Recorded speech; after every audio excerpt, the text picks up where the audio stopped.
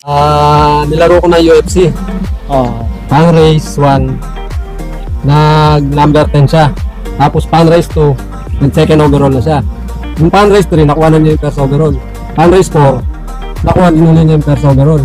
Tapos nung derby, nag second overall siya sa UFC. Second overall din siya sa yung combine niyang Experience nung kanyang champion bird. Pero ito, ano rin, may achievement din. Nag-8 overall sa Basco yan. Wow. Ano po bloodline ito? Meron. Yan po, invitational race. 8 overall. Grabe. Yan. Tapos itong 7-7, birthday nung anak ko, May 7, saka June 27. So yung mga... Yan, 25664 din na yan, oh. Yan, oh. Sa kanya lahat to. Oo. Yan. Ayos. Umaga. Umaga na rin dating ko. Nakakarating ako ng Pampanga Coliseum. Lahat.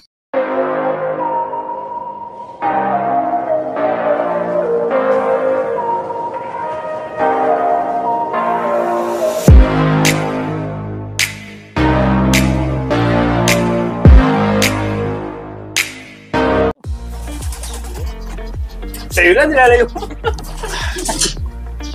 Alam mo, swerte. Ito kung silang naging busy ngayon, idol. Baka magkasabayan sila lagi.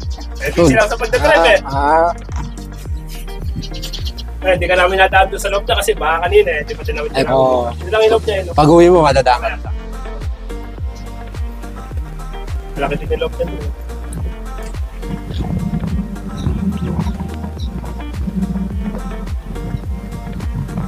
Meron akong vlog na... Kukunin natin yan. Oo. Sige. Sa IBBC na yun. Yung training nun, yun pa talaga. Tapos ano to? Bago mag-yun yan, magsisimula na yun. Yung MPFL, pare. Sabi sa akin ni Boss Benji, yung may-ari. Pinabuti na din yan. Magkayari niyan, 3 weeks pa. O, bali. Paano yung kaya dito pag 3 weeks? May training pa rin kaya yun? May training pa rin? Training pa rin. Kasi di ba may mga baguhan. Gusto sumali. May training pa yun, umpisahan muna sa malapit training. Okay. Ano? Hindi derby agad. Ayun, kasi may nire-ready nga ako sa MPFL eh. Pero Yung mga young black ring. Ha? Oo. Oh, yun yung sabi sa akin nung may-ari. Kasi nga, kakilala na kami nung mag-champion ako. Ako kami. Sabi ko, pre, kailan umpisahan yung MPFL na kulay black? Pagkayari natin, 3 weeks, sabi niya. So ito, April. Last lap na So mga 3rd week ng May o katapusan ng May yan. Katapusan ng May. Masasabay na naman sa kanya, sa Kosa. Kosa, sa isang linggo lang ako. Start na naman. Mag-start. Norte. Alin? Yung white yata na rin yun eh. Yung white Kosa. na? Meron ka rin bang Kosa? Oo, yung... Yun yata yung sunod yun eh. Yun din yung sabi. Siyempre newbie pag may nag-release ng Sing Sing, bili. Sabi sa akin ni Kuya nung tropa ko, huwag kang bili ng bili kasi pag nagsabay-sabay ang derby niyan, mahirapan ka. Lalo na pag dumulo yan. Yung isang, baka mamaya Bulacan yung pinaka loading station tapos pupunta ka ng Aslaman, yari ka. Tapos sabi naman nung isa sa akin, bibili ka lang ng ring kapag sigurado ka doon sa ibon mo. Oo, tama. Akala ko kasi yung derby, bawa nagpa-derby yung club, YB lang. So hindi ka makakasali pag wala ka, pag ring ka. Yung pala, kada karera may YB, may OB. Halos parehas lang din. Oo, yun lang kasing alam ko. Kaya ngayon sabi ko hindi na ako bibili ng YB kasi hindi ko pa naman nasusubukan yung mga ibong ko eh. Ang dami, lahat ng mga breed, mga young bird ko naka club ring, kala mo. Ayun, nakakahinayang naman pagka minitos ko, tapos nawala. Nag-umpisa ka, wala ka talagang alam. Yung talaga yung karera, yung proper, wala eh. Kasi nag-alagala ako ng kalapati nung high school. Nainganyo lang ako ng mga kaklase ko. Pero wala ang karera nun. Alaga lang, oo. Hindi din kasi mag-umpisa ka, meron kang katabing marunong. Hindi ka mabubukat na lagi sa loadingan. Yun nga, pag bawa yung first loading ko, boss, tingnan mo nga yung app ko kung maayos. Paano ba to? Paano ba mag-clock? Aba, yun yung mga tanong. Tas paano ba magpasukat? Sabi, magpasukat ka. Anong pasukat? Naglakas loob lang ako eh. Sabi ko, lagi naman may first time naman. Matututunan mo naman yan. Talagang. Tapos nung kayo po, nung sa 5 taon, talagang, paano ba, na-experience nyo rin talagang gumulong, malaki rin nailabas nyo. Nung una ako naglalaro, hindi ako maabot ng derby. Ang laging maabot siya. Oh. Nunto ako sa hindi siyang nunto. Dahil nga, nag-decide ko sa flight daan. Naghinto ako ng 1 taon. Tapos nung bumalik ako, pinagawa ko tulog ko na to. Pandemic, naglaro kami. Dito sa Patagulang yun, doon kami nagsasakay.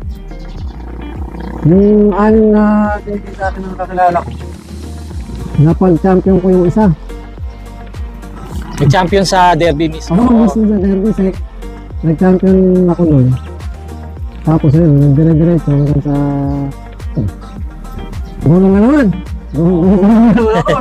Hindi ako nakakapagsakay ng derby, sila lang. Dahil nung parang kailan kaya ako masasama sa inyo, para lang masubukan kong magsakay ng... Yung mas malayo, kasi dito lang kami nagsasakay sa Pekuan. Hindi, nakasakay ako ng derby. Ayun, doon ako nag-check-in overall. Nakuha ko yung Padres 3-4 first overall. Ayun, sabi niya, yung dinimiti mo, pangarap mo lang, makasakay ka ng last lap. Nag-champion ka pa, sabi niya sa akin. Kaya yung... Pag sinasakay ko ibon, tiyok. Yung pala ginagawa na pala, training pala. Kasi nga, galing ako sa sabong, sa manok. Sa manok ako marunong mag-condition. Condition. So, kinuha ko doon yung condition ng manok. Pinasa ko doon sa kalapate. Hindi pala... Kaya pagka sinasakay ko, sa kanya, yung tiyo, malagkit, tapos yung mga katawan niya, parang patitigas. Eh, nalaman ko. Parang observation ko. Vitamins lang. Wala kayo ibibigay kahit na dun sa... Kahit wala mga antibiotic. Wala yan. Vitamins lang, yung pula puti. Yun. Oo lang. Pero yung, ano ibig sabihin nung malagkit? Yung balahibo niya? Wala ko doon hindi na yung kalapate pag ginawa ko ng bitas. Ito yung champion ko ng Padres, malagkit na yun. Oo. Yung Padres, yun. Pag ginawakan mo siya, hindi na siya madulas. Parang makapit na siya sa kamay. Kailangan madulas siya para yun naman. Kasi madulas siya. Naglalangis siya. Kailangan may pulbos. Diba pag nakakalpatig, madulas. Oo. Tapos kumakapit pa sa'yo, parang alikabok. Oo. Pag sinasakay ko dati mo niya, malagkit na tiyok. Oo. Ibig sabihin no, hindi wala na sa kondisyon yun. Wala na. Kasi ko, lutunay ka to. Mawawala na siya. Tsaka pag obserbahan mo yung i-derby mo, kailangan first lap. Kunwari, ganyan lang siya kalaki. Bumubukas siyang ganun. Lumalayo. Habang lumalayo, bumubukas siya. Hindi pag-asa ka doon. Yung katawan? Oo. Pero pagka lumalayo siya at lumimpis siya, abahan ka na. Mawawala na yun. Sabihin na uubos. Lumalayo kada sakay ko eh. Kasi i-recover, so lumubukas. Lumubukas siyang ganun. Parang nagmamasel. Oo. Ganun siya. Pero pagka limbawang luminipis siya, kahit na na-recover mo na siya, Parang nasusunog na ano. Ay, pala yun. Pero pag nagsakay ko kayo ng kalapate, mga ilan? 5 ganyan. 5. Pinakamarami 5. Tapos matitira, minsan 1, 2, gano'n. Kung magti-training man ako ng kunwari, mga 8. Pagdating ng, kasi mabigat na pagka derby, di ba, babayaran mo. Mamimili lang ako doon. 5 ang pinakamarami. Matapos lahat ng ibon ay sa training. Sa training. Kunwari, nagkuhan ako ng mga 8. Ti-training ko 8. Pagdating ng derby no, kung kumpleto pa yun, mga 5 lang. Kasi nga, or, kunwari, may kasabay na club na norte, pag-iwalayin ko yung tig-4. Maaari pa gano'n. Pero doon sa isang club, 5 ang pinakamarami. Ilan na may nag-clock na ba? Marami na? 3 pa lang. Pahirapan. 800 lang yung clock. Ang speed do ngayon, 800. 800. Ang cut-off po ba, 600? 700? 700. So ano na lang, ang 1 oras. Yung mga alas 4 dito. Dito. Dito. 4:15 na kamo. Tama ba? 4:15. 4:15. Ayos. Gasa pa kaya tayo. Nag-clock ka. Sana masusulo nito, dami. Full pack din yan. Yung minalin. At yan mga kaebong, ang ating lot visit kay Idol Lito De La Cruz, aka LM727. Maraming salamat sa inyong panonood. Muli, ito ang inyong nervyosong pansier, Ebong Love TV. Keep safe, God bless. Bye-bye!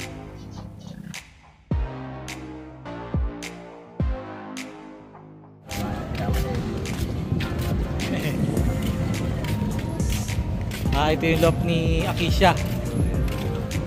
Tabing ano din, sa ilog din.